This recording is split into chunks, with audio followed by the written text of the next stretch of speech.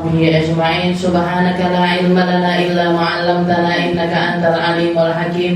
رب اشرح لي صدري ويسر لي أمري واحلل عقدة من لساني يفقهوا قولي. أما بعد. الحمد لله على نعمة الإسلام, alhamdulillah ala ni'matil iman wa kafa biha min ni'mah. Alhamdulillah, segala puji bagi Allah Subhanahu wa taala yang memberi kita nikmat Islam iman, memberi kita nikmat untuk selalu dan selalu mendapatkan jatah dari waktu-waktu kita, dari umur-umur kita untuk menyambungkan diri dengan warisannya Nabi kita Nabi Muhammad sallallahu alaihi wasallam. Allah Ta'ala yang memberi kita berbagai macam kenikmatan, dan utamanya adalah nikmat Islam, nikmat iman, nikmat menjadi hamba-hamba yang dimampukan untuk melaksanakan amaliyah-amaliyahnya orang Islam, dimampukan untuk melakukan perkara-perkara yang bisa menambahkan keimanan kita kepada Allah Subhanahu wa Ta'ala. Karena nikmat Islam iman ini, ketika seseorang mendapatkan nikmat tersebut, berarti dia telah membawa kunci keselamatan dunia akhiratnya. Orang ketika sudah jadi hamba yang berislam, menjadi hamba yang beriman, berarti dia telah merubah seluruh sejarah kehidupannya setelah kematiannya nanti. Dimulai dengan kehidupan di dunia dan dilanjutkan sampai kehidupan di akhirat. Ketika seseorang berislam, dia dimampukan sama Allah Ta'ala untuk berikrar diri, berikrar hati dengan sebuah kalimat yang menjadi asdaqul qaul, yang menjadi kalimat paling benar untuk dikatakan, yaitu kalimat la ilaha illallah.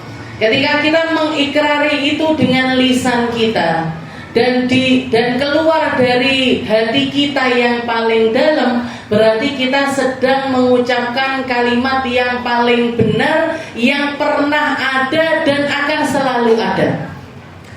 Ketika kita beriman kepada Allah Ta'ala, kita bersandar kepada zat yang tidak akan pernah bisa digoyahkan dengan apapun juga.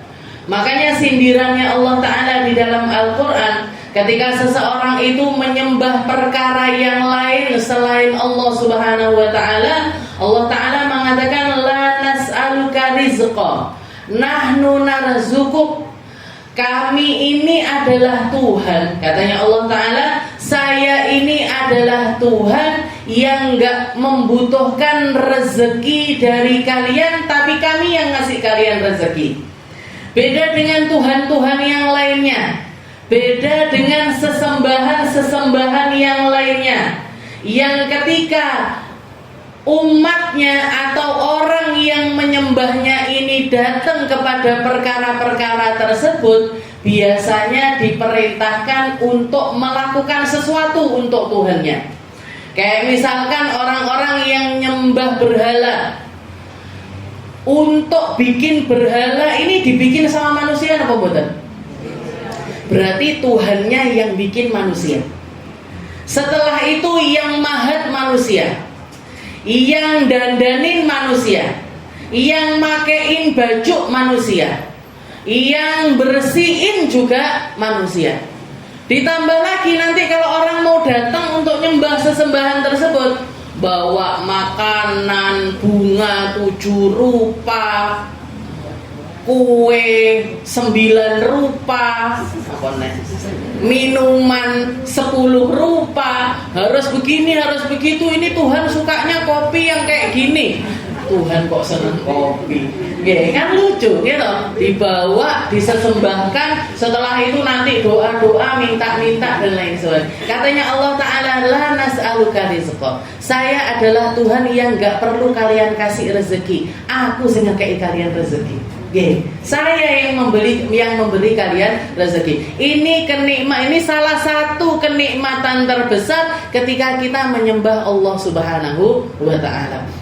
Begitu juga dengan sindirannya Allah Ta'ala kepada Nabi Allah Isa. Allah Ta'ala mengatakan kana ya'kulanit ta'am baik Nabi Allah Isa, baik Sayyidah Maryam, dulunya itu selama hidupnya mereka itu seringkali makan. Oke, ini kalimat dua perkataan Tuhan makan itu sudah sebuah perkataan yang lucu. Gimana? Tuhan kok makan, Tuhan kok minum. Kalau Tuhan makan minum otomatis ke kamar mandi, no betul. Kebayang lagi, Tuhan ke kamar mandi. Nah kan lucu banget. Oke. Nah, sindiran-sindiran yang semacam itu Allah Ta'ala lontarkan di dalam Al-Quran agar kita ini paham. Kamu dapat rezeki Islam, dapat rezeki iman, itu adalah nikmat yang luar biasa yang jangan pernah sampai kamu gadaikan dengan apapun. Jangan kamu jual murah, jangan kamu mengambilnya ala kadarnya. Jangan jadikan porsi Islammu itu porsi terkecil dari kehidupanmu. Kamu sibuk dengan perkara dunia, perkara agamamu ini kamu singkirkan di tempat paling pojokan. Kenapa? Karena nikmat Islam iman ini yang menyelamatkan dunia kita sampai akhirat kita. Yang bikin kita di kuburan selamat, dibangkitkan selamat, ngelewati sirat selamat, ngambil buku amal selamat, dikumpulkan sama orang-orang yang selamat, masuk dalam surganya Allah Ta'ala. Itu berkah, itu adalah manfaat dari kita dapat nikmat Islam iman dari Allah Subhanahu wa Ta'ala. Makanya Nabi Muhammad SAW ketika beliau lewat, ada satu orang laki-laki duduk, dia mengucapkan, dia lagi zikiran sambil mengatakan Alhamdulillahi ala nikmatil Islam. Ya Allah, saya bersyukur jadi orang Islam. Ya Allah, saya terima kasih sekali karena dijadikan hamba yang berislam. Maka Nabi Muhammad langsung berdiri, nengok kepada laki-laki tersebut. Setelah itu mengatakan, wahai engkau ya rajul, wahai laki-laki, sungguh kamu telah memuji Allah Ta'ala dengan nikmat yang paling besar, dengan nikmat yang paling besar yang Allah Ta'ala berikan kepada dirimu. Maka Alhamdulillah, kita dijadikan orang Islam, kita dijadikan orang iman, kita ketemu sama majelis ini, kita ngaji kitab Khuluquna, kita ngaji kitab Mukhtarul Hadith, kita ngaji kitab sebelum Khuluquna kita ngaji Keluarga Sakinah, Uqudul Lijan, dan lain sebagainya. Itu semuanya adalah nikmat Islam iman dan tambahan dari nikmat-nikmat tersebut. Dan insya Allah nanti dilanjutkan sama Allah Ta'ala dengan nikmat-nikmat berikutnya. Mungkin sama Allah Ta'ala kita semuanya diistiqomahkan di dalam perkara yang semacam ini, dijadikan hamba-hamba yang hati serta pikirannya itu selalu diluaskan sama Allah Ta'ala, sehingga selalu siap untuk menerima tambahan Islam iman, selalu siap untuk kamu wahai hambaku, mau tak kasih tambahan khusyuk, siap kita. Kamu hambaku tak kasih tambahan untuk bisa sedekah, siap kita. Kamu hambaku tak kasih kesempatan tambahan untuk bisa bertemu sama hamba-hamba solehku yang lainnya, dikasih kita. Dengan apa? Dengan sadarnya kita atas kenikmatan tersebut. Allah Subhanahu wa Ta'ala mengatakan juga di dalam Al-Quran, la in syakartum la azidannakum. Kalau kamu pandai bersyukur, akan aku tambahi nikmatnya. Tapi kalau kamu nggak ngerti, nggak paham kalau ini adalah sebuah kenikmatan, nggak ngerti, nggak paham kalau ini adalah karunia yang besar yang datang dari Allah Subhanahu wa Ta'ala, jangan salahkan kalau sedikit demi sedikit nikmatmu itu akan aku cabut. Dan kalau sudah kenikmatan itu tercabut, inna adzabi lasyadid, balasan azab dari Allah Ta'ala itu pasti akan datang. Dan sesuatu hal kalau sudah balasan datang dari Allah Ta'ala, itu porsinya itu berkali-kali lipat lebih menyakitkan dibandingkan kalau dibalasnya di alam dunia ini. Na'udzubillahi min dzalik. Maka kita pertahankan nikmat-nikmat yang semacam ini. Kita apalagi sekarang ini kita di bulan Jumadil Akhir. Sebentar lagi Rejab, habis itu Sya'ban, habis itu ketemu Ramadan lagi. Mugi-mugi panjang umur semuanya. bisa ketemu Ramadan, bisa puasa Ramadan, bisa ibadah Ramadan, bisa sedekah di bulan Ramadan, bisa melaksanakan berbagai macam kebaikan di bulan Ramadan. Di bulan Jumadil Akhir ini, salah satu hal yang mungkin nggak banyak orang mengingat, nggak banyak orang merasa, ada satu keadaan istimewa yang terjadi di bulan Jumadil Akhir, yaitu miladnya Sayyidah Fatimahuz Zahra. Lahirnya putri baginda Nabi Muhammad Sallallahu Alaihi Wasallam. Mungkin di Tulungagung belum terlalu banyak orang bikin peringatan, tapi kalau di beberapa tempat yang lainnya, termasuk juga di Hadramaut sana, orang-orang pada bikin peringatan. Kayak kalau bulan Maulid kita maulutan, kalau bulan Jumadil Akhir seperti ini, mereka bikin acara untuk memperingati miladnya Sayyidah Fatimahuz Zahra. Sayyidah Fatimahuz Zahra itu putri tercintanya Nabi Muhammad SAW. Kita tahu sendiri betapa Nabi Muhammad ini memuliakan Sayyidah Fatimah. Rasulullah itu cinta sama semua putri-putrinya, sayang sama semua putri-putrinya, tapi rasa hati untuk mencintai lebih karena kebaikan, karena akhlak, karena sepak terjang yang dilakukan oleh putrinya tersebut, sehingga membuat beliau ini semakin cinta, nambah cintanya sama Sayyidah Fatimah karena apa yang dipersembahkan oleh putrinya tersebut kepada abahnya, kepada Rasulullah Shallallahu Alaihi Wasallam. Sayyidah Fatimah itu lahir 5 tahun sebelum beliau diangkat menjadi nabi. Jadi ketika Rasulullah berusia 35 tahun, beliau dapat dikaruniai putri. Ketika lahir wajahnya persis seperti Nabi Muhammad SAW, sampai Sayyidah Khadijah mengatakan, ya Muhammad, ma ashbahaha bik, wahai Muhammad, sungguh putriku yang satu ini mirip sekali dengan kamu.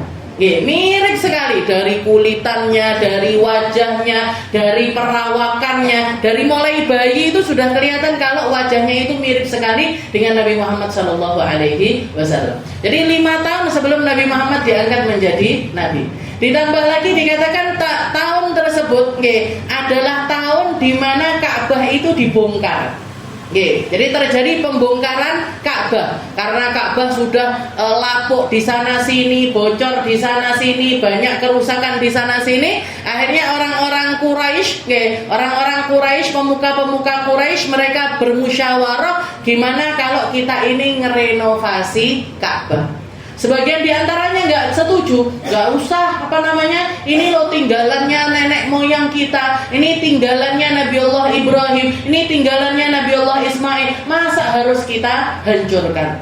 Sebagian lagi mengatakan kita kan niatnya menghancurkan, bukan niat menghancurkan seperti yang dilakukan Abraha, tapi kita ingin menghancurkannya untuk membangunnya kembali dengan lebih baik. Akhirnya setelah musyawarah itu terjadi, keputusannya adalah dibongkar, diambruk nih, istilahnya dirobohkan itu bangunan Ka'bah tanpa mengeluarkan secuil pun apa yang ada dari bangunan asal Ka'bah. Jadi bangunannya ini dirobohkan tapi tetap menjadi pondasinya Ka'bah.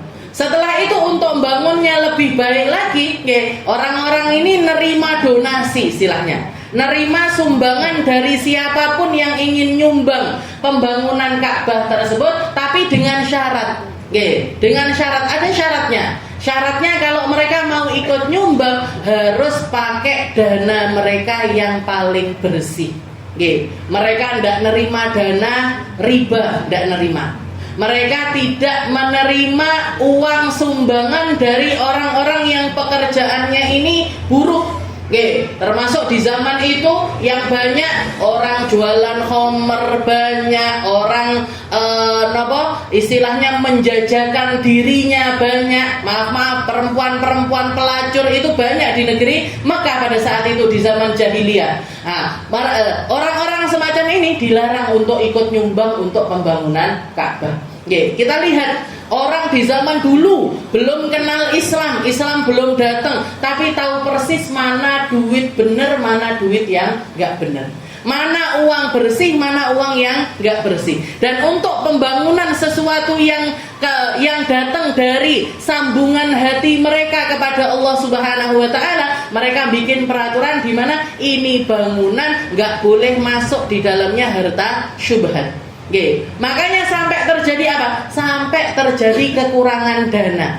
Jangan kalau melihat Ka'bah itu sekarang kotak, setelah itu di pinggirnya itu ada bangunan kayak melingkar seperti itu yang kita kenal dengan nama Hijr Ismail, di daerah Hijr Ismail, itu Hijr Ismail itu dulunya termasuk Ka'bah. Dulunya termasuk Ka'bah. Di pembangunan sebelumnya itu masuk di dalam bangunannya Ka'bah. Terus ketika renovasi di zaman sebelum Nabi Muhammad SAW, kekurangan dana sehingga yang bagian yang bagian di luar kotak itu tadi nggak dibangun, mereka bikin tanda kalau ini adalah bagiannya dari Ka'bah dan dibiarkan begitu saja. Biar apa? Biar umat selanjutnya itu bisa ngambil pelajaran. Nggak apa-apa Bu, punya musola sederhana itu nggak apa-apa. Punya masjid sederhana itu nggak apa-apa. Bangunannya belum jadi di sana sini itu nggak apa-apa. Yang penting jangan sampai masuk duit haram. Orang zaman sekarang bikin masjid, bikin musola, bikin masjid, bikin musola, bikin pondok pesantren ataupun tempat-tempat kegiatan agama yang digencarkan ini nyari donasinya. Yang digencarkan ini carane mempunyai pemerintah sana, masuk ke pemerintah sana, masuk ke pemerintah sana. Bahkan saya dengar sendiri di telinga saya, kalau sudah musim kampanye, orang-orang yang punya hajat untuk bikin masjid musola itu tersenyum lebar sambil mengatakan, ini kesempatan saya buat morotin mereka. Ini kesempatan saya untuk biar dananya cair dari calon A, calon B, calon C, calon ini tadi, biar dananya cair, biar masjid saya cepat-cepat jadi. Nah ini terus berharap masjidnya, musolanya itu berkah. Berharap masjidnya, musolanya itu, jamaahnya itu jadi markas kebaikan di situ. Hasya wa kalla. Katanya Allah Subhanahu wa taala, Allah taala mengatakan afaman ussisa bunyanahu ala taqwa. Yang diinginkan sama Allah taala dari bangunan masjid, dari bangunan musola ataupun tempat-tempat yang diwakafkan karena Allah Subhanahu wa taala adalah sesuatu yang dibangun atas dasar ketakwaan kepada Allah Subhanahu wa taala. Orang kalau bertakwa Bu, enggak doyan sama uang kayak gini itu, enggak doyan. Uangnya pemerintah enggak doyan. Uangnya pejabat-pejabat enggak doyan, kudu mutah bahkan. Orang-orang yang di dalam hatinya ada ketakwaan kepada Allah Ta'ala, enggak mengincar apa yang ada di tangannya manusia, tapi mereka benar-benar istilahnya sukarela bikin, niatnya apa? Niatnya untuk bawa kebaikan, kemaslahatan untuk umat sekitar tempat tersebut. Makanya Ka'bah itu sampai dibikin cuma dikasih tanda seperti itu saja, dinamakan. Makanya orang kalau sholat di Hijr Ismail itu pahalanya kayak sholat di dalam Ka'bah. Pahalanya kayak sholat di dalam Ka'bah. Kenapa? Karena itu dulunya asalnya adalah bangunannya Ka'bah itu sendiri. Dan jenengan kalau tawaf masuk ke Hijr Ismail nggak sah tawafnya. Kenapa? Berarti kita tawaf di dalam Ka'bah. Padahal tawaf definisinya tawaf apa? Muterin Ka'bah. Muterin Ka'bah ini berarti harus di luar Ka'bah. Aku melek pas dibuka munyer melbu nenggone Hijr Ismail. Gimana hukum tawafnya? Enggak sah, Bu. Enggak sah tawafnya karena itu masuk di dalam. Jadi di tahun kelima sebelum Nabi Muhammad diangkat menjadi Nabi, beliau itu termasuk di dalam salah satu orang yang sukarelawan ikut bangun Ka'bah. Dan pernah ada satu kejadian unik, dikatakan Rasulullah ini ikut kerja bakti bangun Ka'bah, sehingga beliau itu ikut angkat-angkat batu, ikut angkat-angkat pasir, ikut angkat-angkat ini itu dan lain sebagainya. Beliau melihat orang-orang lain, pekerja yang lainnya, itu mereka pakai sarung, terus sarungnya ini diangkat. Diangkat sampai di atasnya paha, setelah itu diikat di tengah. Kalau jenengan ngelihat pekerja-pekerja biasanya orang Pakistan, orang India itu masih sering sukanya itu kalau kerja itu pakai sarung, setelah itu digitukan sarungnya. Rasulullah itu ketika mau ngangkat kaki, mau ngangkat sarungnya, untuk biar lebih enak kerjanya, tahu-tahu ketika masih di tengah-tengah betis, beliau dengar suara dari atas langit yang mengatakan, ya Muhammad, anzil izar, wahai Muhammad, turunkan sarungmu. Gak pantas untuk orang semacam kamu kelihatan auratnya. Akhirnya diturunkan lagi sama Nabi Muhammad SAW. Makanya dikatakan Nabi Muhammad itu seumur hidupnya nggak ada yang pernah melihat auratnya beliau.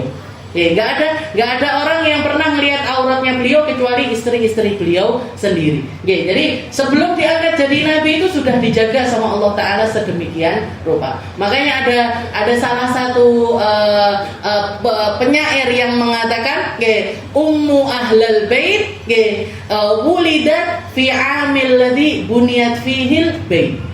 Katanya para ulama, ibunya para ahlul bait, ibunya keturunannya Nabi Muhammad SAW, yaitu Sayyidah Fatimah Zahra, itu dilahirkan di tahun yang sama dengan terjadinya pembangunan Ka'bah. Dengan terjadinya pembangunan Ka'bah. Setelah itu, jadi ketika Rasulullah diangkat jadi nabi, umurnya beliau 5 tahun.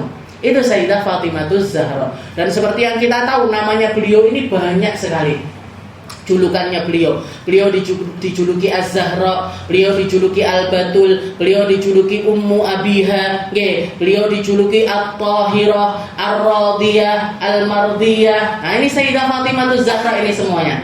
Termasuk julukan beliau yang paling terkenal Az-Zahra. Az-Zahra. Kenapa kok disebut Az-Zahra? Az-Zahra itu artinya adalah bunga. Artinya Zahra itu bunga. Dikatakan kenapa Sayyidah Fatimah dijuluki Az-Zahra? Karena beliau adalah bunga di dalam kehidupannya Nabi Muhammad SAW. Bunganya Nabi itu ya Sayyidah Fatimah, yang setiap kali beliau kedengeran. Jadi Sayyidah Fatimah lewat gitu ya, Sayyidah Fatimah lewat, Rasulullah itu langsung kenal, oh ini langkah kakinya Fatimah ini. Kalau beliau ngetuk pintu, Rasulullah sudah tahu ini ketukannya Fatimah. Kalau beliau mau mendatangi Nabi dari jarak yang misalkan 2 meter atau 3 meter, Rasulullah langsung tahu ini aroma badannya Fatimah. Itu Rasulullah SAW. Dan dikatakan setiap kali ketemu sama Sayyidah Fatimah, Rasulullah yang berdiri. Rasulullah berdiri nyambut Sayyidah Fatimah, dipeluk, dicium di antara keningnya. Setelah itu didudukkan di sampingnya Nabi Muhammad SAW. Bapak yang istilahnya bapak yang memperlakukan anak perempuannya semacam ini, biasanya itu berhenti di usia mereka itu 10 tahun, 11 tahun itu biasanya sudah berhenti. Sayang-sayangnya, cium-ciumnya, paluk-paluknya, manja-manjanya sama anak perempuan itu biasanya selesai di umur 10 sampai 11 tahun. Tapi Nabi Muhammad SAW memperlakukan Sayyidah Fatimah sampai beliau dewasa, sampai beliau rumah tangga, sampai beliau sudah punya cucu dari Sayyidah Fatimah. Sayyidah Fatimah tetap diperlakukan seperti itu sama Nabi Muhammad SAW. Makanya dikatakan kenapa kok dijuluki Az-Zahra? Li'annaha Zahratul Mustafa. Karena beliau adalah bunganya Nabi Muhammad SAW. Juga ada yang mengatakan yang julukin beliau Az-Zahra ini bukan dari Nabi, bukan karena Rasulullah SAW, tapi dikatakan ahlus sama. Malaikat-malaikatnya Allah Ta'ala yang julukin beliau itu Az-Zahra. Az-Zahra itu selain diartikan bunga, juga bisa diartikan sesuatu yang keluar sinar. Karena beliau itu dikatakan kalau misalkan sholat malam, saking rutinnya sholat malam, saking istiqomahnya beliau sholat malam, dan gak pernah putus dari ibadah malamnya, sampai malaikat ini ngelihat ke rumahnya Sayyidah Fatimah itu ada cahaya yang nembus sampai ke langit ke-7. Sehingga seluruh penduduk langit itu tahu, oh ini cahayanya Fatimah. Hadhihi Zahratu Fatimah. Ini adalah cahayanya Fatimah bintu Muhammad sallallahu alaihi wasallam. Usianya enggak panjang, Bu. Beliau itu meninggal sebelum usia 30 tahun. Belum umur 30 tahun itu sudah meninggal dunia, tapi kedudukannya di sisi Allah Ta'ala sangat-sangat tinggi sekali. Seperti yang sering beberapa kali saya ceritakan, ketika Rasulullah menjelang wafat, Sayyidah Fatimah dipanggil.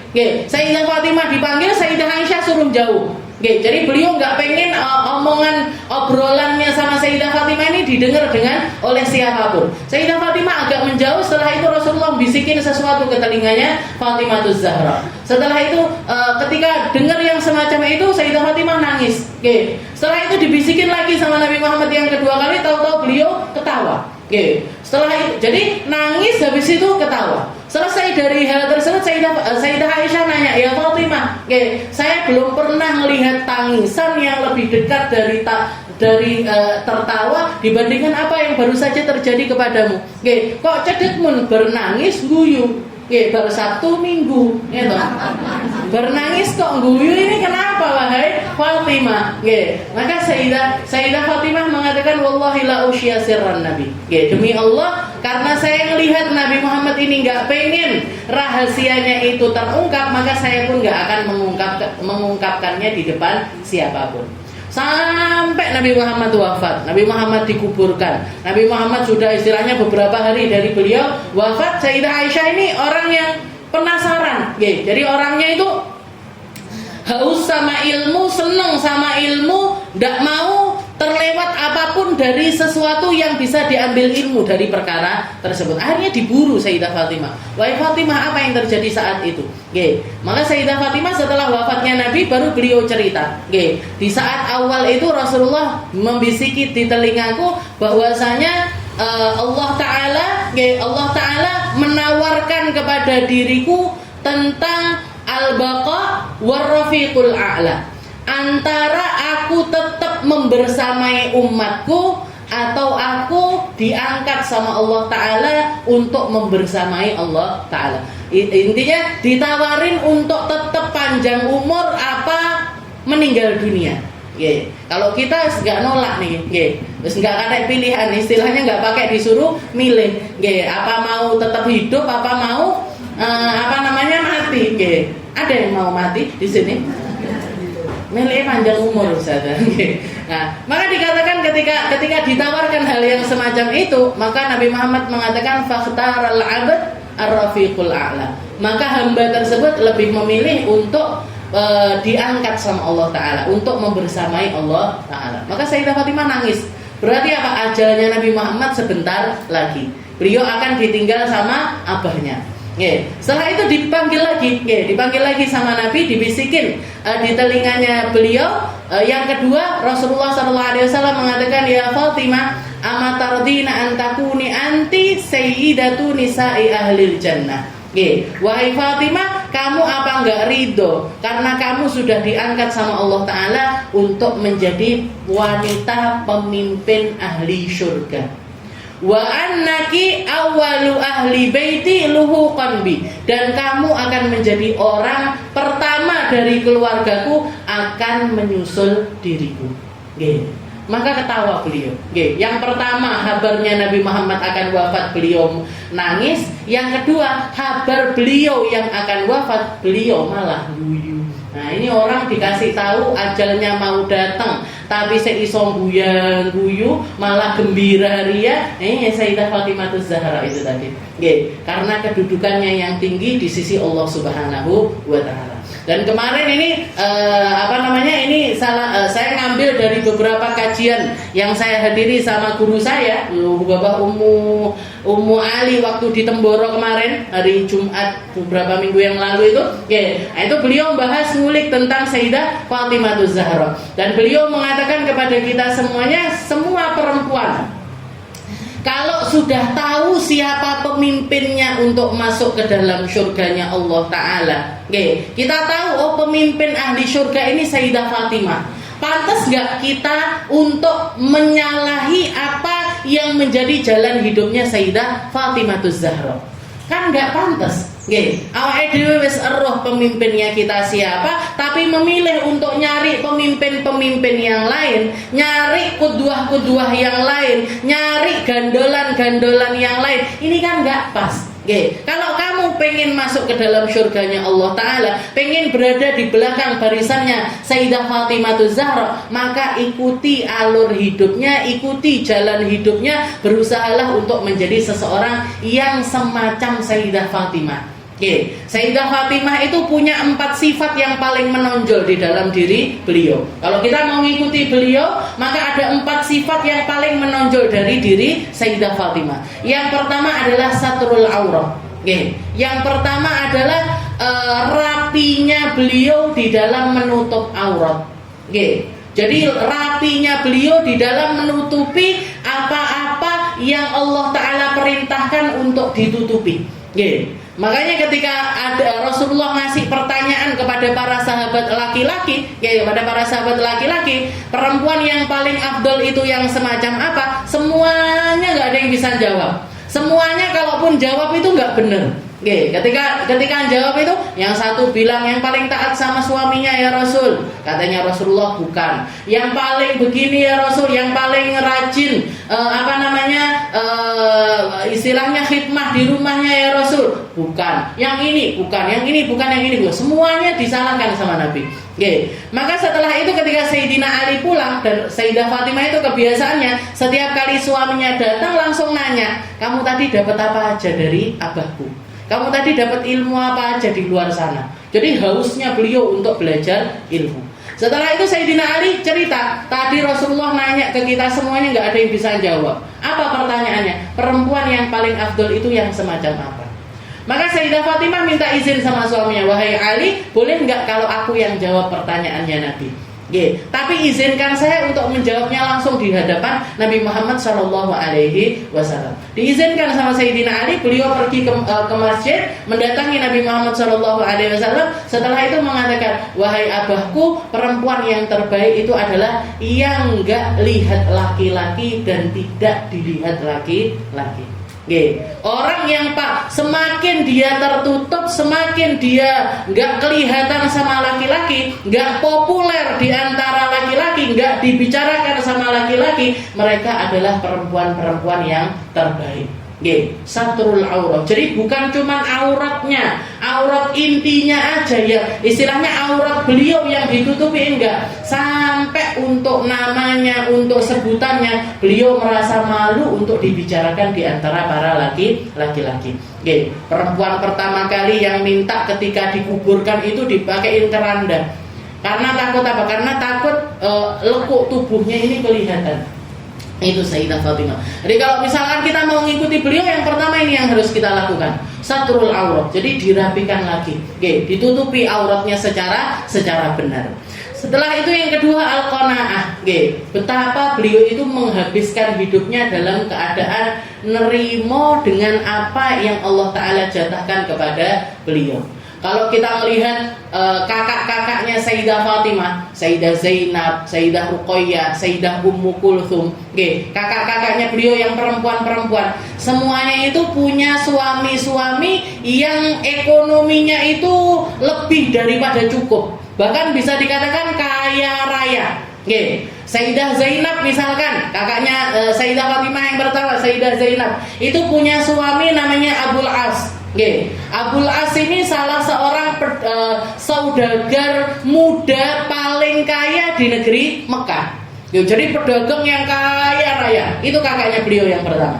Setelah itu Sayyidah Ruqayyah Ummu Kulthum punya suami Sayyidina Utsman bin Affan, yang kita tahu sendiri kekayaannya semacam apa. Pernah mengucurkan di hadapan Nabi ini kepingan uang dinar itu 100.000 dinar, 100.000 keping emas. Satu keping emas itu bisa 3 gram, bisa 4 gram, Bu. Kalau 1.000 jenengan kalikan sendiri aja. Itu disok nih di hadapannya Nabi Muhammad SAW. Setelah itu beliau masih mengatakan, ya Rasul, ya Rasul, saya sumbangkan juga 1.000 ekor kuda sekaligus pelananya, sekaligus perbekalannya untuk jenengan pakai jihad di jalannya Allah Subhanahu wa Ta'ala. Itu Sayyidina Utsman bin Affan. Yang sampai sekarang itu jariyahnya ada hotel, ada kebun, ada kebun kurma, ada kebun ini, itu jariyahnya Sayyidina Utsman. Bahkan sampai dikatakan di negeri Madinah itu orang pertama kali yang bikin rekening itu atas nama Utsman bin Affan. Saking banyaknya harta beliau, wakafnya beliau yang dikelola sampai zaman sekarang ini. Itu kakak-kakaknya beliau. Sedangkan Sayyidah Fatimah Zahra punya suami namanya Ali bin Abi Thalib, yang rezekinya itu Sayyidina Ali keluar hari itu ya habis hari itu juga. Jadi beliau kerjaannya itu serabutan, Bu, Sayyidina Ali itu. Karena waktunya beliau habiskan untuk jihad, untuk dengerin perkataannya Nabi, untuk duduk di majelis taklim dan lain sebagainya. Sering diutus-utus Nabi pergi ke Yaman, pergi ke sini untuk berdakwah. Maka beliau itu nggak punya kesempatan untuk kerja yang genah. Seringkali apa yang beliau keluar hari itu bawa uang berapa, ya itu yang dipakai untuk kehidupan sehari-hari beliau. Itu Sayyidah Fatimah Zahra. Tapi nggak ada sama sekali keluar dari lisan beliau, meri karo kakak-kakak, bah aku kok dirabekne karo wong koyok ngene, enggak. Saya kok dinikahkan, punya rumah saya kok sederhana banget seperti ini, saya kok hidup dengan seperti, enggak sama sekali. Nah, itu qanaahnya Sayyidah Fatimah Zahra. Beliau seringkali rela nggak menikmati nikmatnya dunia demi mendapatkan kenikmatan yang lainnya di sisi Allah Subhanahu wa taala. Minta pembantu sama Nabi diijoli nopo? Zikir Fatimi, Subhanallah 33 kali, Alhamdulillah 33 kali, Allahu Akbar 34 kali. Setiap kali mau tidur. Nah, ini yang ketiga. Jadi sifatnya beliau. Jadi sifat pertama satrul aurah. Sifat yang kedua adalah qanaah. Sifat yang ketiga nahfat ala tasbihi Fatimi. Ini salah satu tasbih, salah satu zikiran yang bernisbatkan kepada Sayyidah Fatimah Zahra. Ketika Sayyidah Fatimah minta sama abahnya, bah, lihat ini tangan saya sudah hancur semacam ini karena kebanyakan giling gandum. Saya minta, katanya saya dengar jenengan baru datang hadiah-hadiah dari negeri-negeri tetangga, termasuk diantaranya ada hamba sahaya, ada budak-budak perempuan. Saya minta satu aja buat bantu-bantu saya di rumah. Anak saya banyak repot masak ini dan lain sebagainya. Kata abahnya, katanya Nabi Muhammad SAW, ya Fatimah isbiri, wahai Fatimah sabar, kamu nanti malam saya sekarang kamu datengin saya, nanti malam saya yang datang ke kamu. Pas malam dikatakan Rasulullah ngetuk pintunya Sayyidah Fatimah, sama Sayyidah Fatimah dikasih isyarat masuk aja bi. Ketika beliau masuk ternyata Sayyidah Fatimah anak-anaknya sudah gelimpangan tidur, beliau sudah ada di bawah selimut sama Sayyidina Ali. Maka Rasulullah minta izin lagi, biarkan saya untuk masuk ke dalam selimutmu. Jadi masuk ini moro tua karo mantu karo anaknya sak selimut. Jangan bayangkan. Ada apa enggak zaman sekarang menantu sama mertua itu yang ngobrol sampai sedekat itu. Ini Rasulullah SAW. Beliau masuk ke dalam selimutnya Sayyidah Fatimah, katanya Sayyidina Ali, hatta hasastu biburudati rijlin Nabi. Sampai saya ngerasakan dinginnya kakinya Nabi waktu itu. Berarti apa? Nemplek bu kaki. Nempel kakinya di kakinya Sayyidah Fatimah dan juga Sayyidina Ali. Katanya Rasulullah, wahai Fatimah, kamu mau nggak saya kasih sesuatu yang lebih baik daripada pembantu? Apa bi? Setiap idza awaitum ila firasyikum, kalau kalian sudah mau tidur kayak gini, bacalah subhanallah 33 kali, alhamdulillah 33 kali, Allahu Akbar 33 kali, di riwayat yang lain 34 kali. Jadi ada yang bilang 33 juga, ada yang bilang 34 kali. Maka lebih afdol ambil yang 34. Karena kalau 34 berarti 33 sudah pasti. Tapi kalau 34-nya belum pasti. Jadi zikir dengan zikir ini tadi. Ini ya kalau kamu rutin baca semacam ini sesuatu yang lebih afdol dibandingkan seorang pembantu. Makanya ini dinamakan zikru Fatimi. Kalau bisa ngamalkan, diamalkan semuanya. Enggak sampai 5 menit, Bu. Subhanallah 33 kali. Jadi sudah ngeletak mau tidur itu subhanallah sampai alhamdulillah sama Allahu Akbar. Itu adalah zikirnya Sayyidah Fatimah. Dan yang terakhir, husnu tarbiyatil abna wal aba. Yang baik di dalam ngurus rumah tangga. Ini salah satu kunci dari kedudukan tingginya Sayyidah Fatimah Zahra.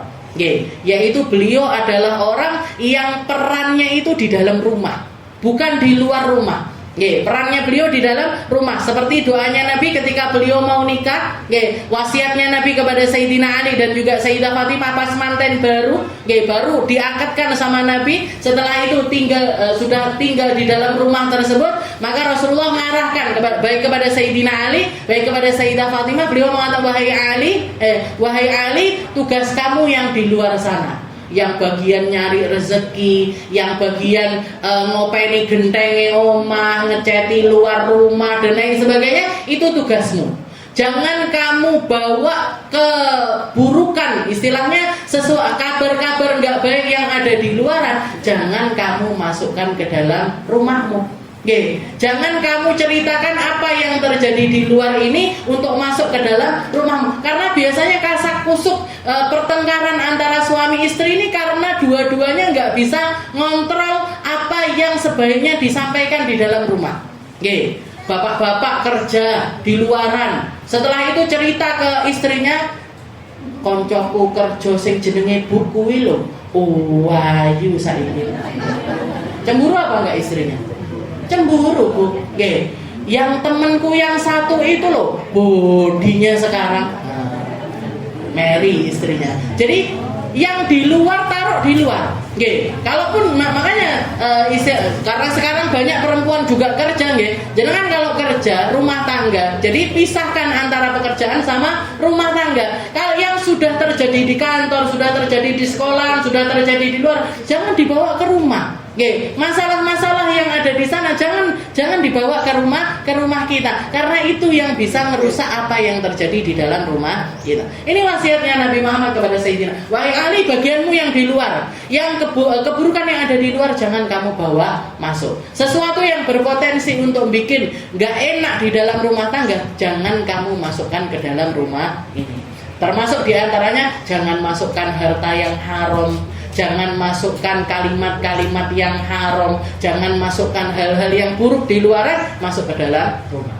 Setelah itu Rasulullah bilang kepada Sayyidah Fatimah, ya Fatimah, wahai Fatimah, kamu yang bertugas di dalam rumah, didik anak-anakmu, ngopeni anak-anakmu, ngeberesin apa yang ada di dalam rumah, masak dan lain sebagainya, itu ditugaskan sama Nabi kepada Sayyidah Fatimah Zahra, tanpa merasa iri satu sama lain, tanpa merasa saya kalau perempuan kalau di rumah berarti ditindas.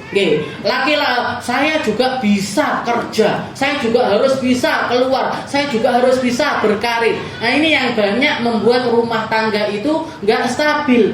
Bukan karena ekonominya kurang, Bu, bukan, tapi karena nggak ada syukurnya merine wong wedok karo wong lanang. Padahal orang laki itu loh nggak ada yang meri sama kita. Jenengan nyusoni, enggak terus ben aku ae sing nyusoni. Gak ada. Lah kok jenengan dadak meri sama bapak-bapak itu loh ngapain? Yang akhirnya melahirkan generasi-generasi bapak-bapak malas, bapak-bapak nggak tahu kerjaan, bapak-bapak nggak ngerti, nggak tahu gimana caranya ngais rezeki. Karena apa? Karena saking strong ibu-ibu.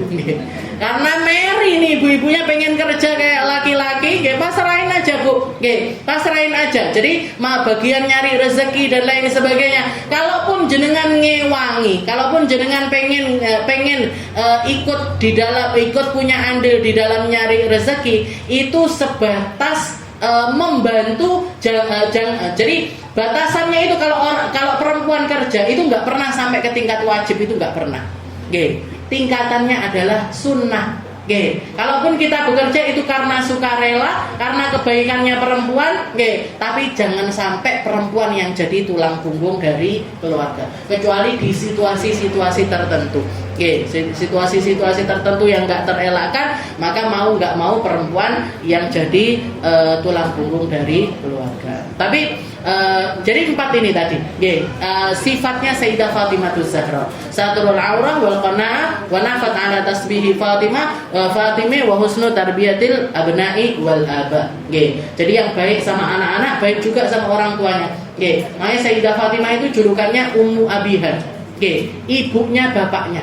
ibunya, bapaknya. Karena bagi Nabi Muhammad setelah ditinggal wafat Sayyidah Khadijah, yang gantikan peran Sayyidah Khadijah ini Sayyidah Fatimah. Yang nyepak nih makannya Nabi, yang nyepak nih tempat tidurnya Nabi, yang bersihkan bajunya Nabi. Karena kakak-kakaknya Sayyidah Fatimah sudah nikah. Oke, jadi kakak-kakaknya beliau sudah berumah tangga, beliau tok yang masih single, jadi beliau yang ngopeni Rasulullah Shallallahu Alaihi Wasallam. Mungkin kita dapat berkahnya Sayyidah Fatimah. Mungkin kita dipantaskan untuk menjadi orang-orang perempuan-perempuan yang berada di belakangnya Sayyidah Fatimah Zahra, bisa belajar akhlaknya beliau, bisa belajar rasa malunya beliau, bisa belajar qanaahnya beliau, bisa belajar indahnya ibadahnya beliau. Bisa belajar segala sesuatu kebaikan-kebaikan yang Allah Ta'ala karuniakan kepada Sayyidah Fatimah. Berkah dari bulan maulidnya Sayyidah Fatimah, mungkin kita semuanya bisa menjadi duta-dutanya Sayyidah Fatimah di tempat-tempat kita. Ala hadhihi niyah wa ala kulli niyatin salihah wa ila hadratin Nabi Muhammad sallallahu alaihi wasallam bisirril Fatihah.